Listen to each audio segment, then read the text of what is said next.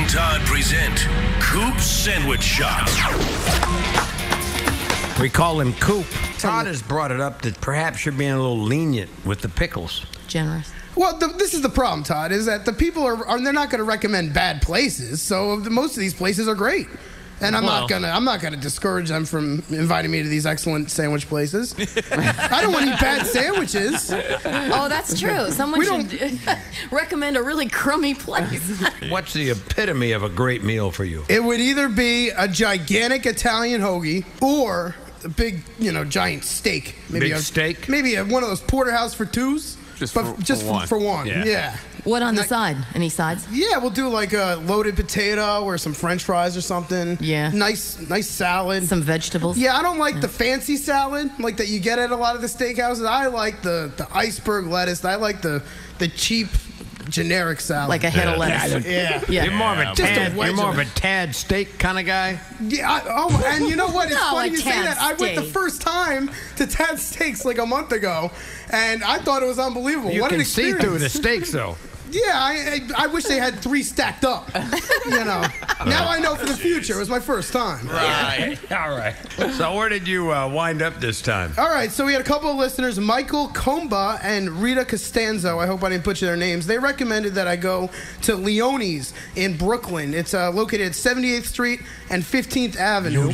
And so I headed out there, took the D train out there after the show yesterday. And this is actually the second time I've ever been in Brooklyn. The first time I was in Brooklyn, we actually went because we found a pizza place called Grimaldi's that's supposed to be the best pizza in New York City, maybe the world. So we made a trip out. A lot of places that claim that. Yeah, I understand that, but we did a lot of heavy research, Scott. I mean, this was like, we went on a Sunday, and Saturday was all day researching Who were you pizzas with? online. I was with my uncle and my little brother. So we went out there. We did take the subway. My uncle had a place at the time downtown, like near Tribeca. I ate almost an entire pizza. We had ordered 2 pizzas plus some sides or something for 3 people. Todd doesn't look so surprised. And then afterwards, the two of them, these people they run marathons. They work out. They're very athletic, very fit. Opposite of me. Really? Yeah. So they thought it would be a good idea. Let's walk back over the Brooklyn Bridge. Let's just walk back to the apartment. Oh, what a From stupid one idea. borough to another. What a stupid idea. What a horrible idea. That is a beautiful walk, though. It's a beautiful walk. No, it wasn't for me. It's forever. And now, even if I did it on it was a winter day. It was cold. I was in a horrible mood. They just threw this on me. I almost think they had it planned ahead of time. They came out kind of like, they both thought it was such a great idea. And I'm one of these people, I sweat a lot, even when it's cold you're out. a sweater. So I'm walking across the Brooklyn Bridge, and just walking will make me sweat.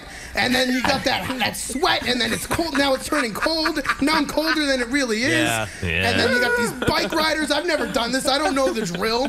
That I guess there's a bike lane, and then, so I'm walking, and I don't know if I'm in the bike lane or not. And these people they just run you down. They do not care if you're in their lane. That's their lane, but it's not really labeled. It's just a bridge. It's really metal. marked, right? It ruined Brooklyn for you. It ruined Brooklyn, and I'll never, ever walk on the Brooklyn Bridge again. Ever. You're done. You I'm needed done. a nap, not a walk. Done with it. All right, so as for Leone's itself, let's not go back. Todd, you got him all worked up now. I love it. It's He's all part of sweating it. now, and he's sitting down. Sure is. He is perspiring.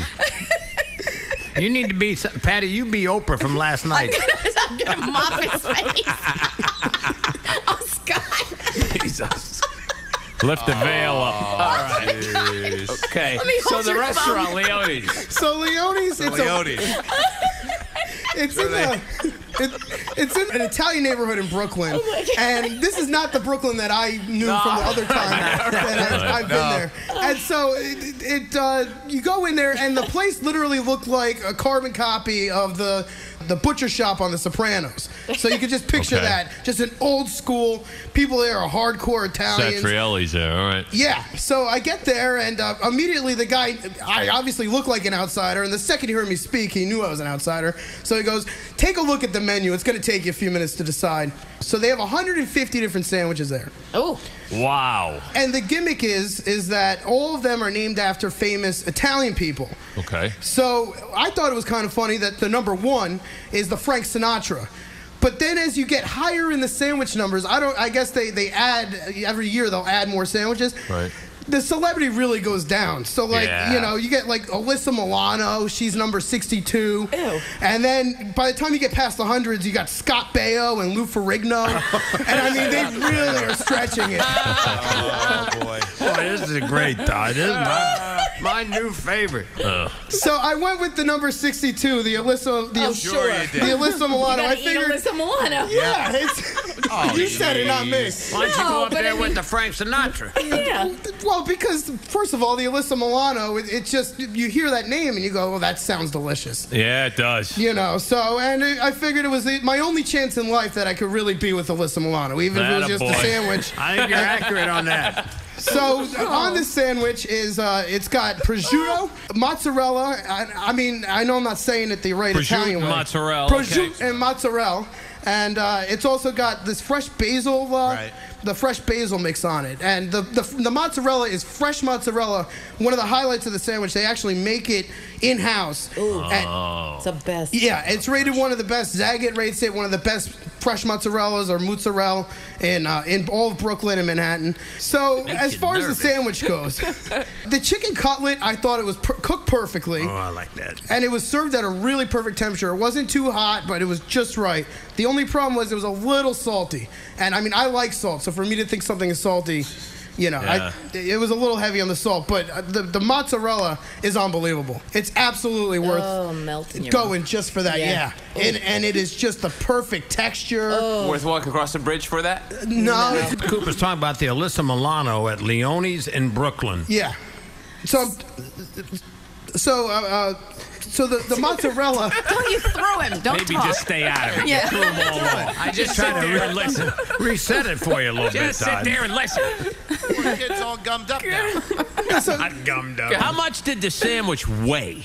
It was a heavy sandwich. Our listener, Michael, he said it was colossal.